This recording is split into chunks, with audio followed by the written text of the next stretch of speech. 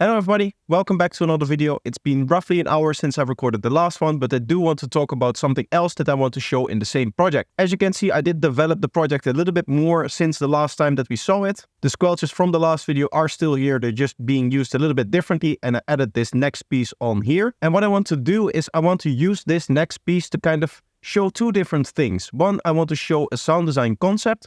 And two, I want to show you this really cool kind of structuring technique that we actually saw in a video that I did on Mushroom Song, which is a track which was released this summer by Kilowatts and Faders. Anyway, to give you a little bit of context, what I did is I added this segment here, and this is just introducing the grid synths a little bit. I still need to work on all of the fills and all of the details and all of that stuff.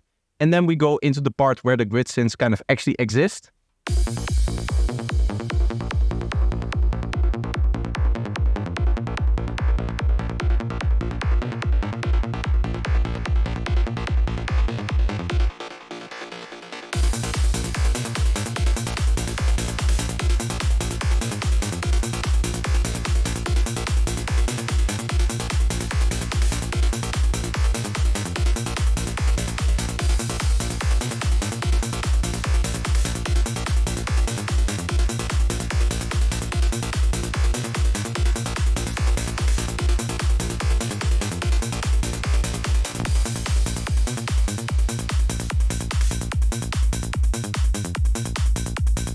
And you can see what we essentially have is that the beat kind of continues. As you can see, we have another 16 bars that we need to fill in. And we just have this little kind of bass fill in here where you have these 32 notes.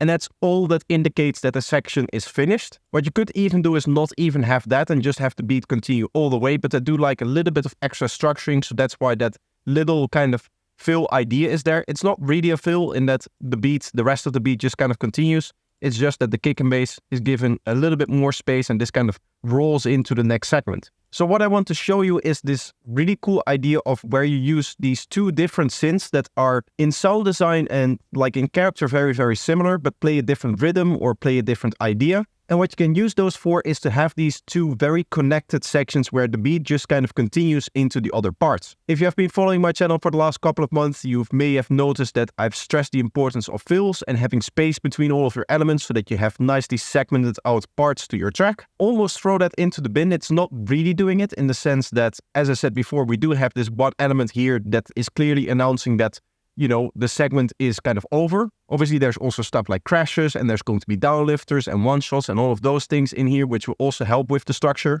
And clearly, the elements themselves are also going to be more structured in that the first 16 bars is going to be taken up by the grid synths, and then the second 16 bars is going to be taken up by the synth that we're going to create today.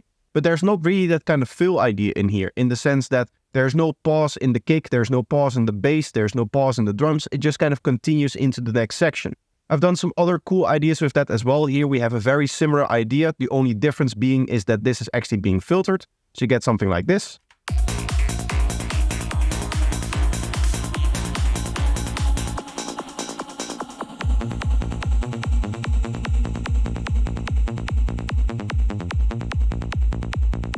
So this is a little bit more of a fill. It still looks like the kick and bass is kind of going, but because of all of the filtering, it does act a little bit more like a fill in just kind of taking down the energy a little bit, giving a little bit of space for that transition into the next section and then just going into the next section. But here we're not going to do that. We're just going to have the beat continue. What that does mean is that texturally speaking, what we want from the sound design is we want something very similar to the grid synths that we have here.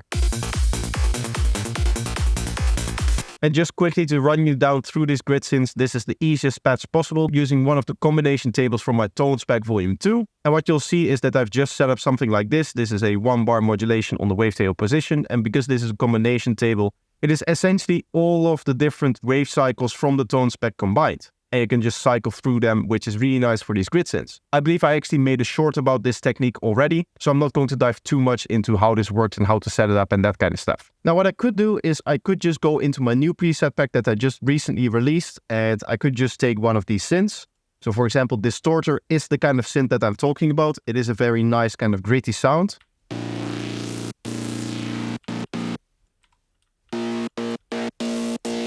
But I want to show you an actual cool technique that you can use to create these sounds. If you don't want to create them yourself, there are a few more of these kind of sounds. I believe Super Distorted is also this kind of gritty sound here.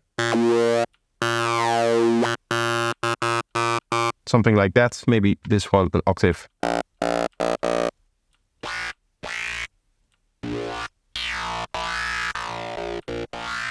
Something like that as well. You just want to go for something nice and distorted, nice and gritty to get that high-end texture that we also hear in the grid synths. Now, cool sound design technique that you can actually use to kind of get these sounds is to take a saw wave like this and then FM it with a sine wave. We can just use the sub oscillator for that.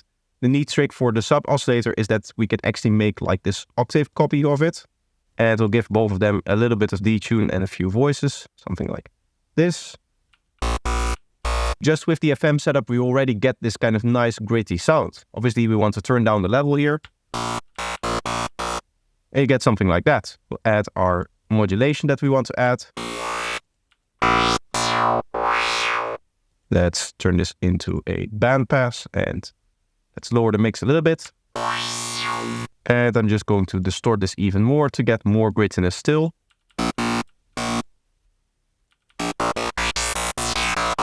Now, when it comes to the melody or the rhythm, what I want to do is I want to basically copy the rhythm idea that we have here and then add a few of the melody ideas that we have in the bass line. So just kind of combined a few different ideas here, and this is what I came up with. This is just like a 2-bar loop. And what I want to do to make this a little bit more interesting is just to remove this part over here. So here we have this kind of connecting feature to the melody, and here it isn't present. And so you basically get a 4-bar loop made out of a 2-bar loop. And what we'll do is we'll just record in some automation for that single macro that we set up, something like this.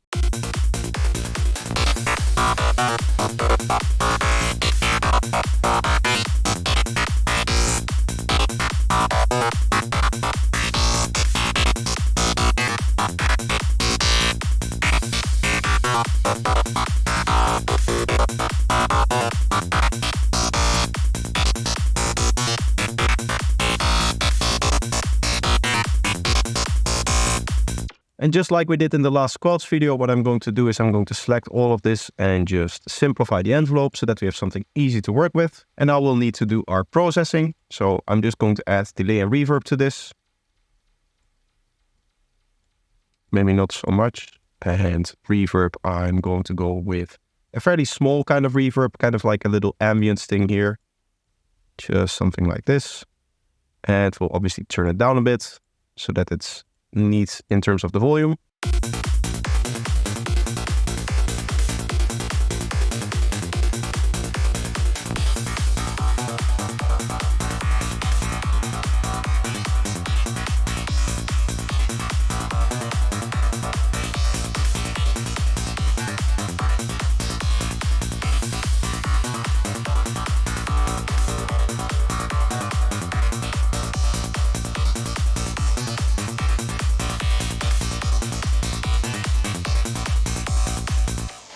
So yeah, that's what you're going to get from a technique like this. And really, that's all that I wanted to show for today. I just had this cool sound design technique, which I wanted to combine with this cool arrangement technique that really fitted the track. I hope you enjoyed this little video. Let me know if you did by leaving a like. And if you're new here, make sure that you're subscribed. But that's going to be it for today. I hope you enjoyed and hope to see you in the next one. Bye bye.